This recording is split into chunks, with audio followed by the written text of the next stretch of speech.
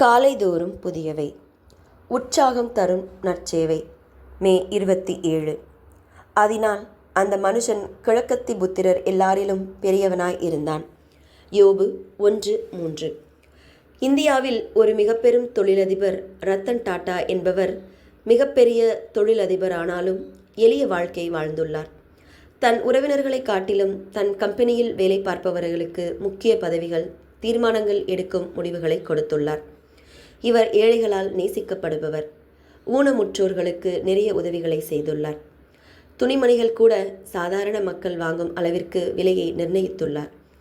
ஏழை மக்கள் கல்வி பெற பல உதவிகளை செய்துள்ளார். அவர் காலத்தில் 8.24 லட்சம் கோடி மக்களுக்கு உதவி செய்துள்ளார்.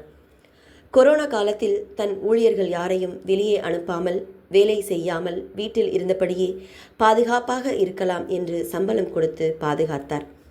அரசாங்கத்திற்கு 3000 கோடி கொடுத்து கொரோனா உதவி தேவைகளுக்கு வழங்கினார். தன்னிடம் வேலை செய்யும் நபர் நற்சேவை செய்தால் அந்நபரை ஊக்குவித்தார். கால்நடைகளை கூட பாதுகாப்பிற்கு உதவினார்.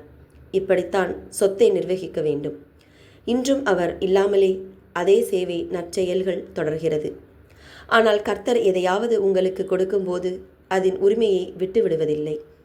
நம்மிடம் உள்ள அனைத்தும் கர்த்தரின் பரிசு மட்டுமல்ல, அதை நன்கு பயன்படுத்துவதற்கான தெய்வீக பொறுப்பும் நமக்கு உள்ளது.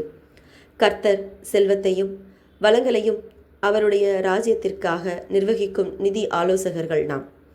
அனைத்தையும் தங்களுக்காக செலவிடாமல் நன்மை செய்யவே நாம் நல்ல காரியதரிசிகளாக இருக்க அழைக்கப்பட்டுள்ளோம். நாம் கர்த்தரின் பணத்தின் மேலாளர்கள் அல்லது அவர் நமக்கு கொடுத்தவற்றின் நிதி நிர்வாகிகள் என்பதை இன்று நினைவுபடுத்த வேண்டும்.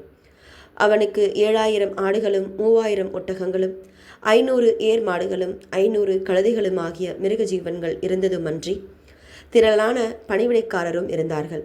அதனால் அந்த மனுஷன் கிழக்கத்தி புத்திரர் எல்லாரிலும் பெரியவனாய் இருந்தான். யோபு 1:3. சொத்துக்கள் ஏராளமாய் இருந்தும் தன் நம்பிக்கையில் உறுதியாய் இருந்து தெய்வீக பொறுப்பை சரியாக செய்தான். நற்சேவை புரிந்தான். ஜெபம்.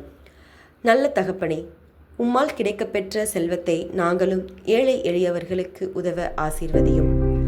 ஆமேன்.